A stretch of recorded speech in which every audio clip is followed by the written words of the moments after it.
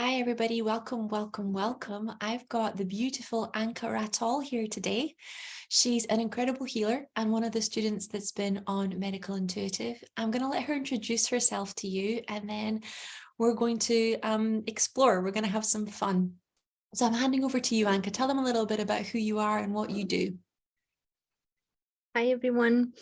I joined the Medical Intuitive program in Jan, and it was a decision on the fly. So the moment I saw the email from Sky, I was so triggered to start this program, and it's been a journey, and it really helped me a lot from the point where I was stuck in having health issues to a point where I have more clarity, and I have not just clarity, but have that certainty that I'm on the right track. Let's say. Yeah, I think it's interesting, isn't it? Because my intention with the course was, I think there's going to need to be another one for self-healing, because the journey to heal yourself is intense. You know, it is, I think it's radical, spiritual and self-awakening too. And it's much deeper than I ever imagined it would be, you know, especially when we're raised with this idea that you just take a pill and it's all better. And then suddenly you're like dropped into a spiritual reality where you have to reconnect with yourself and remember who you are. And it's like, what just happened? Yeah, that's so true. And it's been a roller coaster from a point where I was so certain that that's the right decision to another stage where I was doubting myself. What am I doing? Is this the right thing to do? And yeah, it was a roller coaster, just because it's not easy to change things. And just like you said, we are so used to taking the pill and forget about everything. And I didn't know there's a connection to my body, that it's a way of hearing the body whispering. I never knew about all that. So to me, it was like mind-blowing. It's insane. I didn't know either. Until I got sick, I didn't know. It completely blindsided me. It completely blindsided me. And I also, it's funny, I had no idea that my illness was trying to take me to my enlightenment, you know, or to like my spiritual connection. It was like an inconvenience I was trying to get rid of. You know, an injustice, something unfair. I just wanted to get sorted out. So I was very much kicking and screaming when I was working on my own health stuff in the beginning. So what came up for you when you were working with body whispering? What was the most powerful messages your body had? At first, I was numb. I didn't hear anything. I was like, oh, this is not for me. No. I love your honesty. Love it. And I was in denial for a lot of time. And I was going back and forth on homeworks. No, I'm gonna skip this homework. Let me really listen something that was after that homework. So it was, at the beginning, it was I was mostly in denial. No, I'm not able to hear, I'm not able to feel. But then at some point, it was so quiet. I was listening to one of your meditation, and it was so quiet. And in that moment, I was just able to feel my body, just be present with my body. And I don't know if there was something in that moment. I mean, if there was a breakthrough in that moment, but the next days, I was inclined to take different decisions, different, I mean, yeah, choose differently in terms of food, in terms of drinks. And I was searching for different people to surround myself with, Wow. to get the support, because I knew from that point that if I continue like that, I will just end up having cancer or God knows what other stuff. So I said, yeah, it's time to change. Otherwise, you're gonna die.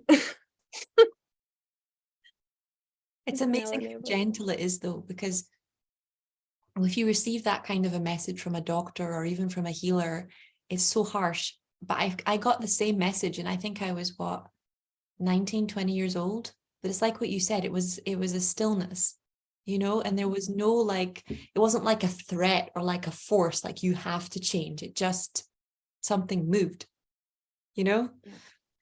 Yeah. And it was so gentle and loving. Yeah. And so how do you put words around it? It's just it's obvious. It feels like the wrong word, but it's like self-evident. It's like when it's incredible because you couldn't do it sometimes for years, and then suddenly it's the most obvious thing in the world, and you can't imagine Yes.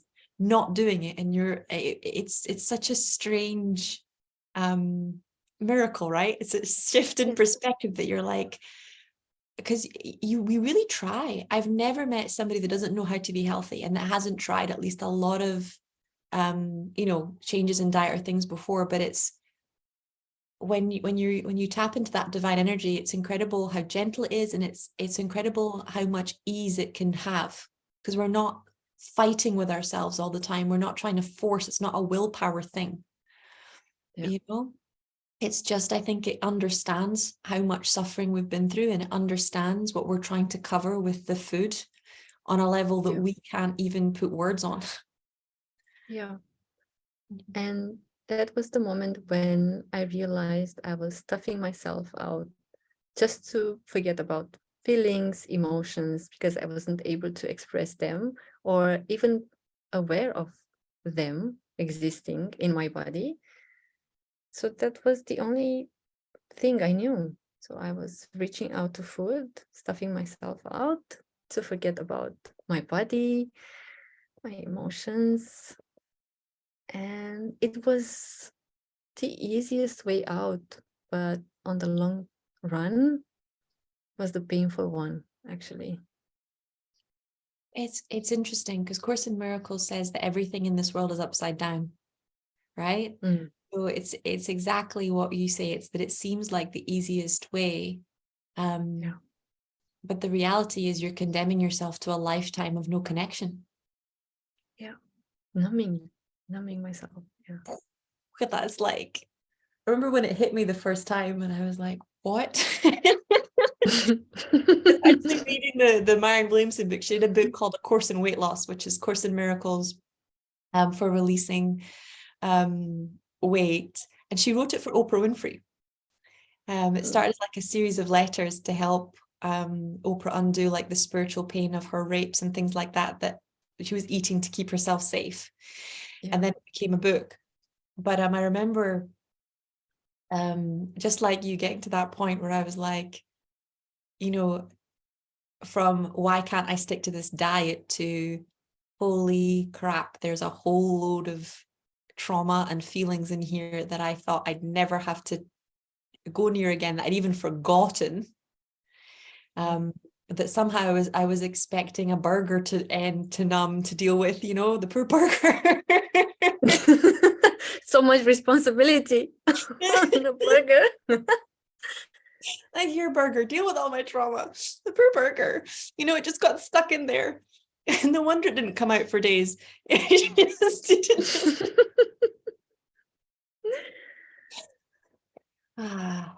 But it's what you said, it's that still small moment of sanity when you realize that we can't deal with that level of pain, and food definitely isn't capable of that, and only a higher power can move that. You know, there isn't anything else. But it's huge that you had that revelation. Yeah, it's still a journey for me. I'm not yet there, I have to admit, but every day I'm choosing.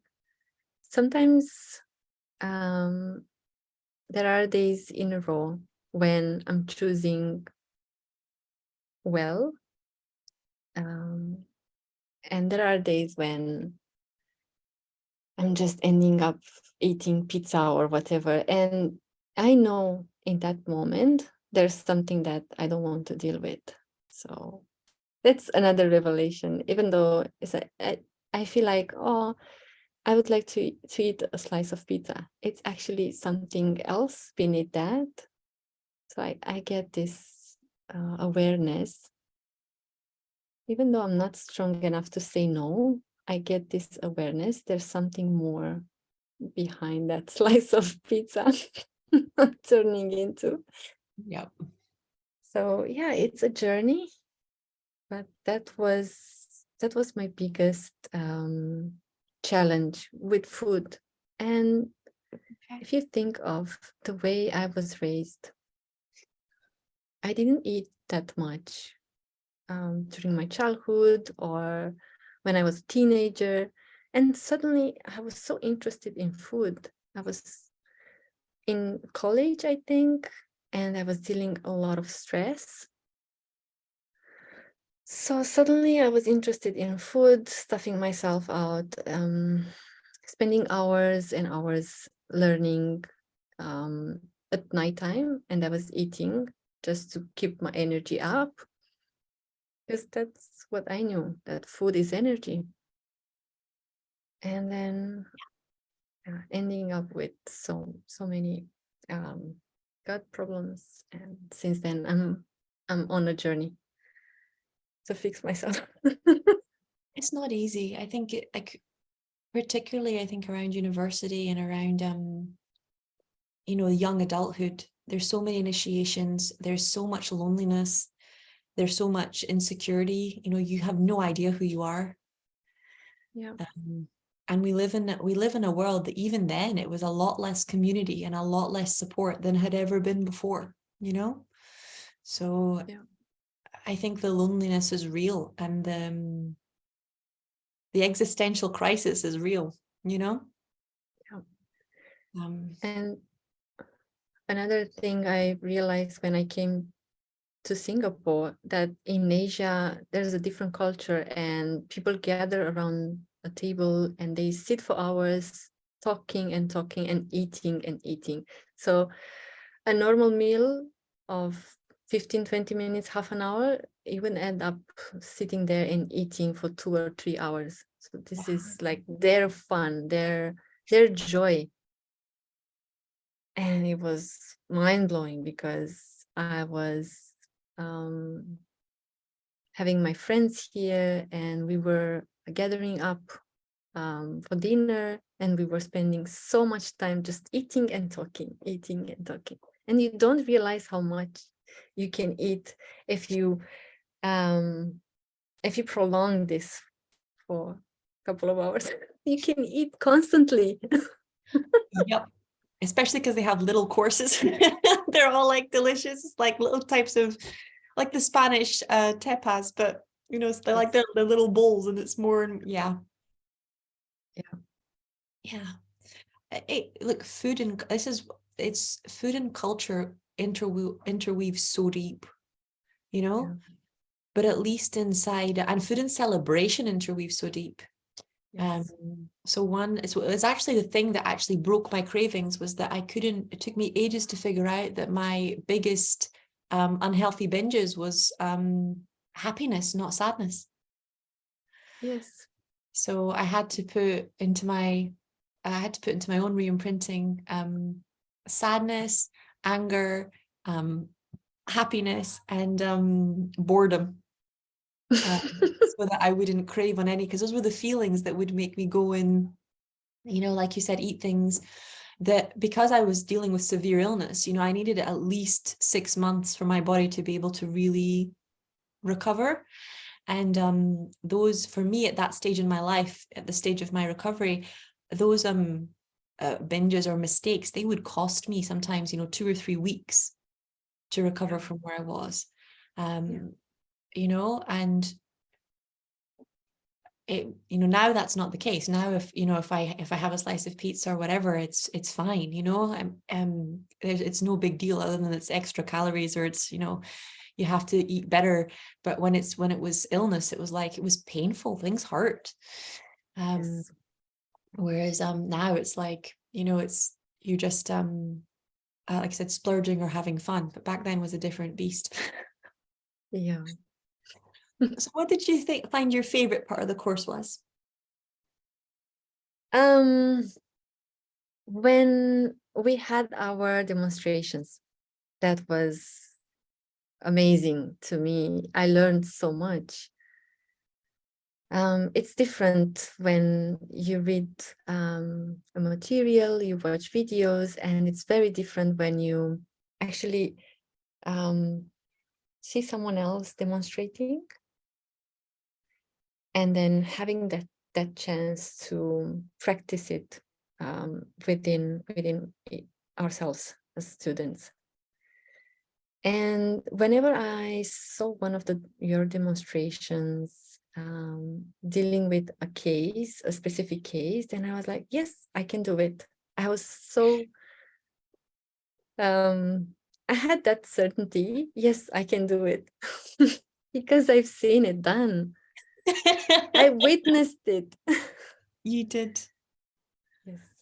You did. I think the hot seats and the Q&As are my favorite bit. We have such a good community. Yes. Hot seats, demonstrations, and then the practice group. The practice groups. Yes. Oh my God, so challenging with a couple of times with the internet connection, but we managed. That's the beauty within the community. No matter what, we were just focusing on solutions. It didn't matter that the internet connection was dropping. We were taking it from where we left off, and we were continuing. It didn't matter. It's so different running practice groups online versus in person. I've got years of in person. I think I've only got 2 or 3 years of running them online, and I'm still it's not so much holding the space, but it's having to go through so many virtual rooms. Yeah. Instead of just being able to look out and see the class and scan the whole class, I have to be like, scan the whole list. But it is, I love it. I love being able to go in and see where all the healings are. I love being able to see how much the energy shifts. I love watching you guys go from strength to strength, because I know the homework is like, it is self-inquiry. It is asking a lot of your self-awareness and your self-development, but marking it, seeing the things that you guys are working through, seeing how you get stronger and stronger and stronger, it makes everything worth it, Yeah. And I think it adds a level of intimacy. I think it adds a huge level of intimacy, because it's, otherwise you don't really see the person's unique journey. But when you're reading, their actual exercises and their own self-inquiry, you can really see just how much they've stretched, just how much they've grown, just who they've become. And no one can take that away, and I think that's one of the gifts of, like you said, the homework, is that it's a pain in the ass when you're doing it, but it's incredible. The growth it gives is insane. So it's like, at the end of the day, the whole purpose is for you guys to be really strong, and you to go out there and really, like you said, help other people. And a part of that is you guys learning how to do that for yourselves, And no, it's kind of like being a parent when your kid is like learning how to run or ride the bike, and all you want to do is hold the bike, but you just have to let them ride the bike and fall when they need to fall. I kid you not, it's absolutely no different with students, because you genuinely care, and then when they wobble or when they fall, you're like, oh my God. But then they get it, they get it, and it's incredible. It's an incredible thing. Growth is an incredible thing. People are incredible. And like you said, the way that you guys work together, the way you support each other, the way you heal each other, that is, it's an honor to witness. Yeah. And even though there were challenging moments, I was okay. I mean, I wasn't scared. I was just asking the client, because I was the practitioner, if we should call someone. So it was so natural. I mean, I didn't freak out. I wasn't, yeah, I didn't put myself in a place, oh, let me find your solution, or let me find your fix, or something like that. No, let's ride this journey together and see where it goes. No, and I that like that that's something I so wish that I'd had, especially at the beginning of my journey, that ability to, go, I'm stuck here, can you help me undo this tangle here, untangle there? And the knowledge that exactly what you said, this is this person's journey back to themselves, it's this person's journey back to God. So there's the pressure's off, Yes. you're just going to be there with them. It's not your job to prove you're good anything. It's your job to be there with them at every stage in their journey. And that's huge. Yeah, amazing you said that. Yeah, that's the realization. You don't have to do anything. Just Tell hold everyone. space. I'm kidding. I'm kidding. It's true. It's amazing. I mean, it's like I'm just I'm being present with all that happens, all that's coming our way, and we see how it goes. I mean, It's such a simple thing, but it's not an easy thing. And when you yes. get how simple it is and how quickly things move, it is really rare though. Like outside of our trainings and intimate friendships, I can't think of one person that's normally that present, so we go through so much of life unseen. Yes. There's a real power to somebody who loves us just the way we are. And I think that's what God teaches. Yeah. And at some point, it's just silence, stillness. And in that moment, just being present, just being there. I don't have to worry about saying something smart or being in a particular way. It's just amazing being present there. It's And enough. being witnessing. Yeah, exactly. It's enough. And it takes so much unlearning to get there. Yeah. Oh, imagine at the beginning I was all in my head. What smart question should I say? Okay, I'm stuck here. What should I say? I don't have to have a script or to say something smart. Just being present and let that person in front of me express what it needs to express. It's a huge deal. It's a huge deal. And it's funny because when you're at the end, like we are right now, you can't remember what really happened at the beginning. It's a bit blurry, you're like, it just is. But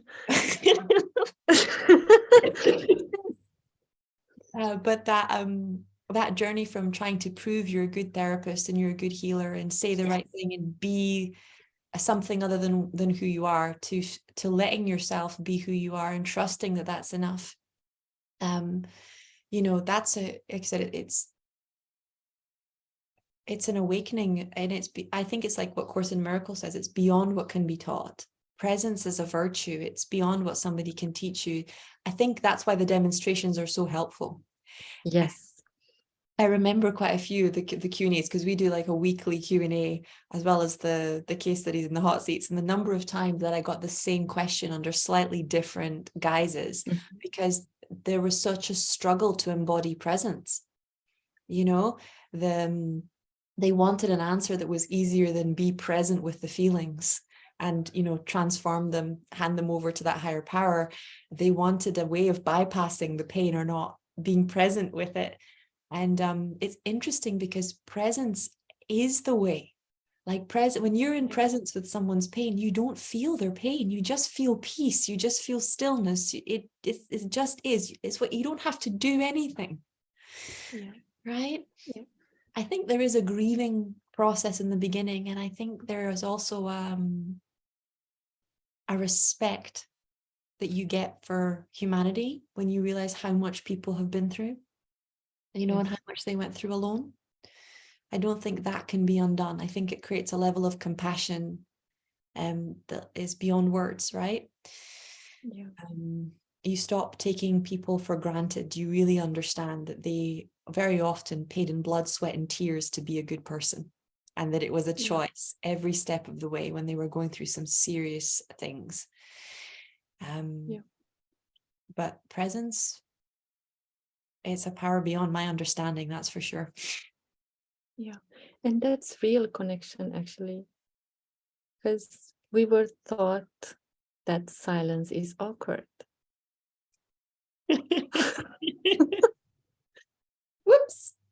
And sometimes we need that moment of stillness to connect. And so much of what we are cannot be seen. So much of what we feel cannot be said. You know, there's so much energy in the silences. Yeah. Yeah, it's I remember one time, I can't remember who I was healing, but I was much younger. I think I must have been 23, 24. And I remember hearing God's voice saying, "You're only as sick as your silences." And me going,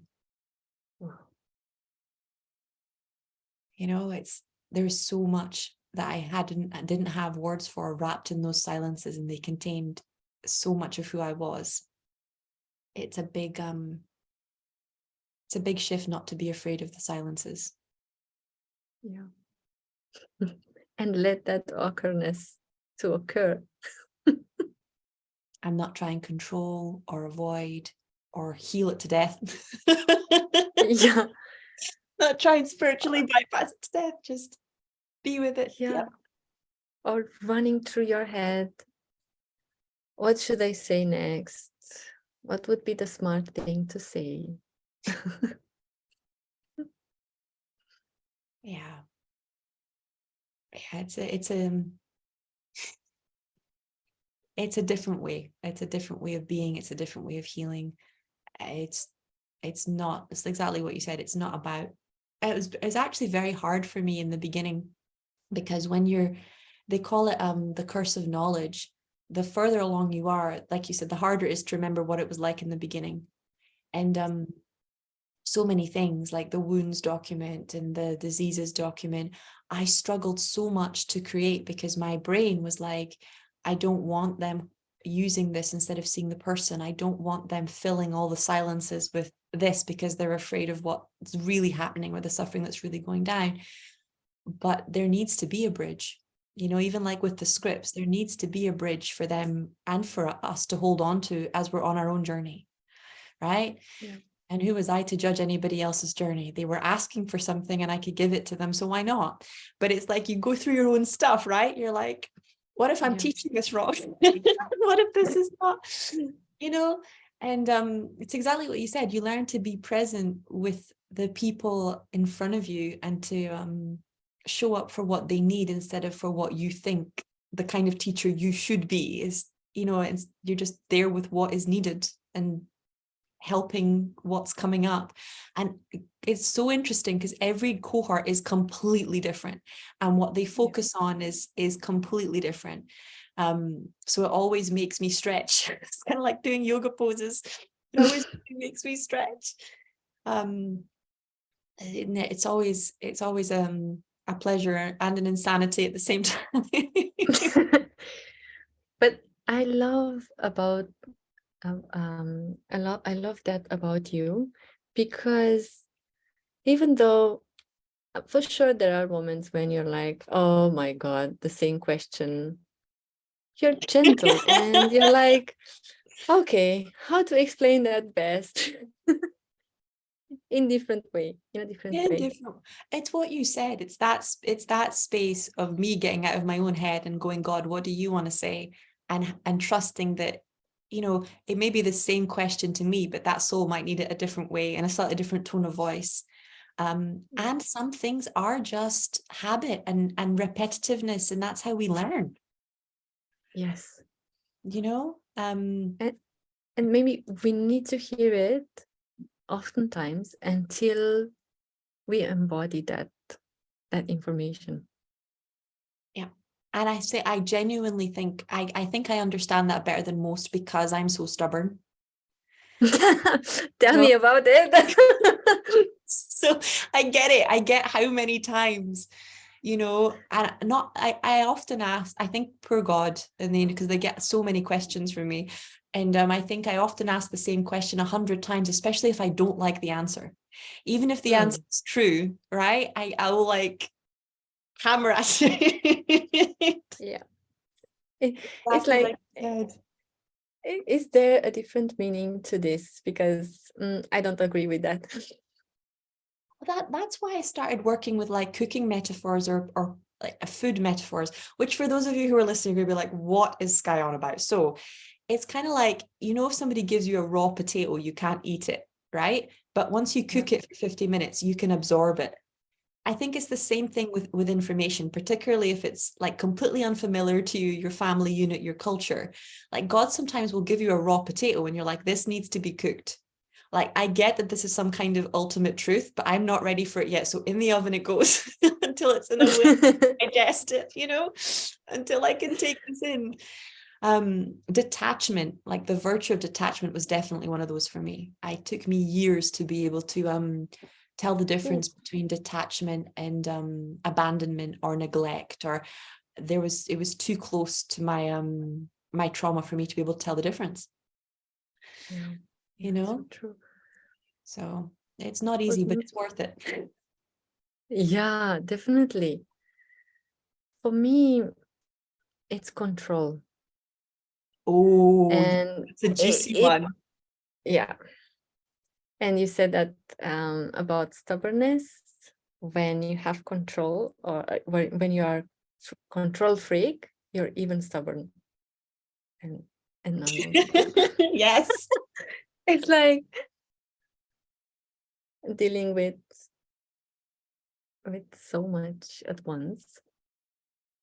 And detachment, it's very difficult for me. I need to trust the person, the training material, to be able to get to that point where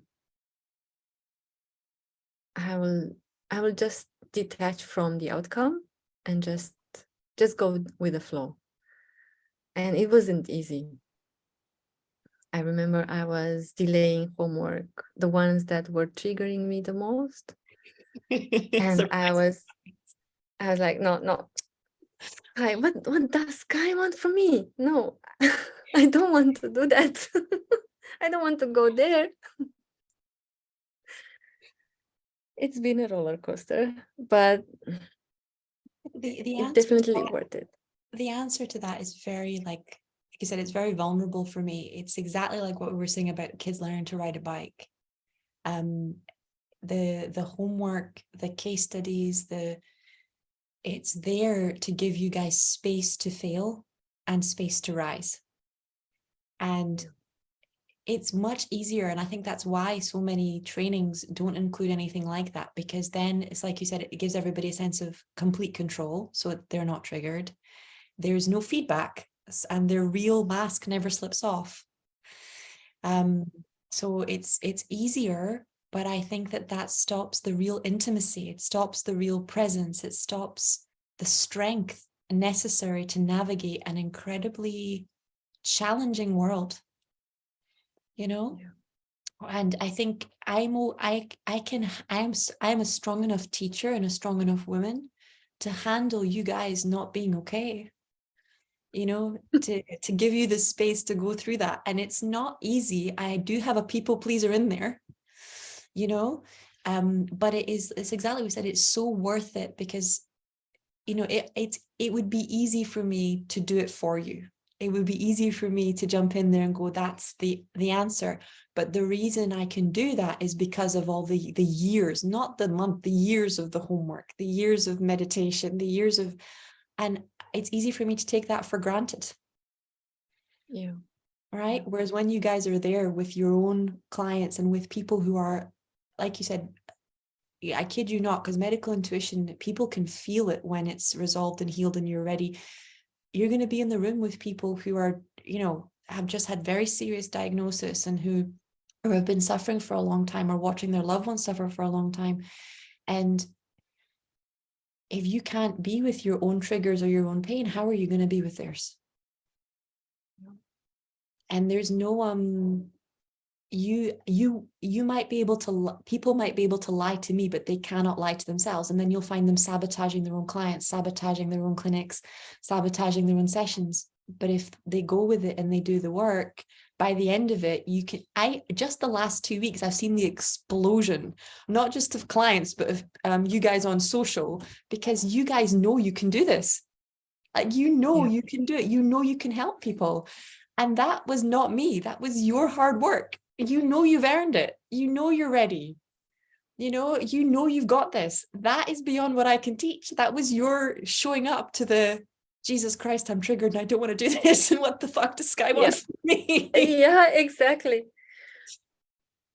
But most of that realization comes from seeing you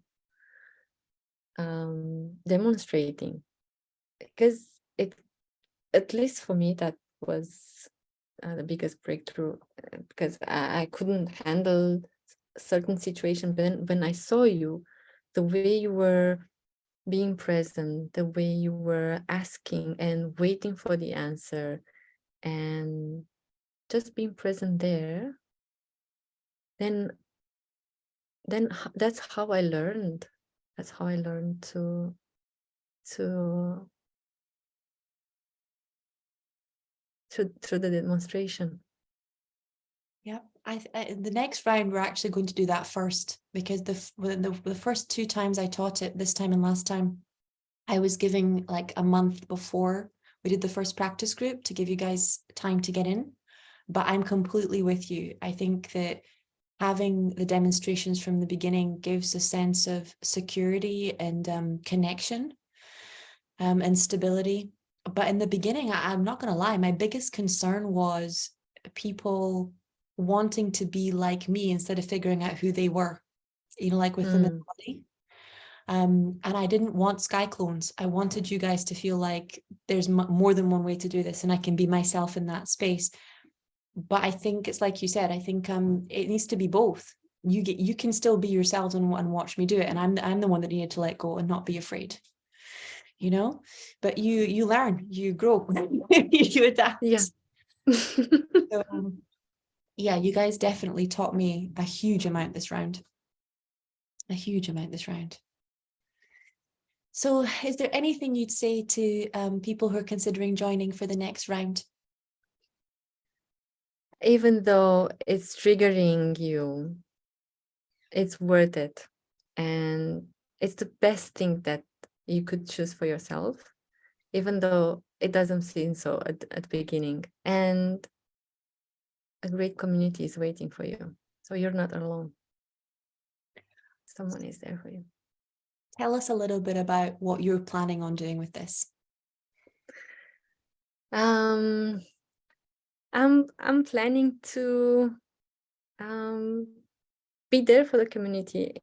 So it scares me. It scares me because I'm the person somewhere in the dark, hidden there, not expressing my work or what do I do.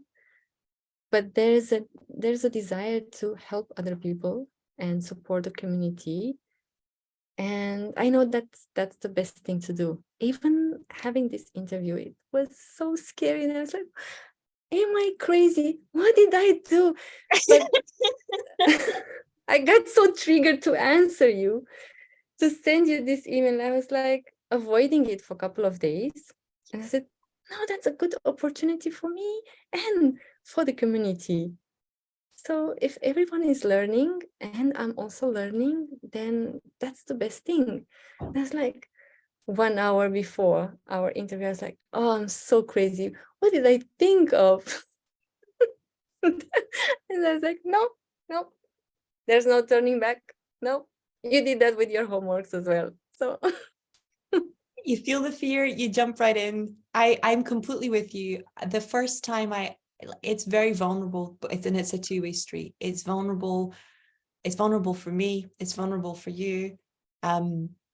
It's exactly what you said. It helps. The bottom line is, and that's where I go back to, it helps so many people, you know. And this was one of the ways that I sabotaged my work for so many years, was not sharing the success, was not talking about what was actually happening.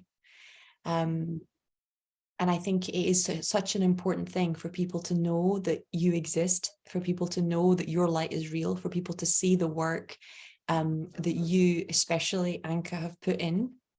And I honestly know that there's no stopping it, because I was very much like you in the beginning when it came to visibility. I only became more visible online about a year ago, maybe even 2 years if you think about my son being born, right? And it doesn't stop God. Sorry, it just doesn't. It really doesn't, because there are lives at stake, you know. The people who are supposed to find you, they really do find you. And when you're ready for more starts coming. But it really, you cannot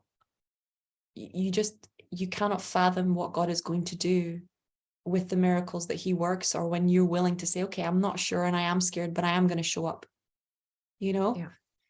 And especially now with what's happening in the world with, you know, technology and AI and things like that, particularly online, it is scary. it is. But for me, not helping people in need is scarier. You know, not living my divine life purpose is scarier. And it's the vulnerability. Like if I go back to that 10-year-old or that 11-year-old who thought she would be sick for the rest of her life, who was wondering, is there anybody in the world that could help me? You know, that's when I'm like, you know, there's nothing that's going to stop me. I don't care how scared I am. You know, we're just going to tell them that we're here. We're not like going to force anybody. But we're going to let them know that we're around and that we can help. And it makes a huge difference. Thank you so much for doing the interview. It's been an absolute pleasure to work with you for the last 6 months. It's my pleasure. Thank you so much. Oh, heart blown, blood everywhere. I'm going to put all of Anca's information underneath this video. So if you feel called to work with her, she's such an incredible soul and such an incredible practitioner. I know that she does other modalities as well, but yeah, she's deeply, deeply close to my heart. And I could not be more happy or more proud of all the hard work that she's put in and that we're graduating soon. So thank you so much, Anca.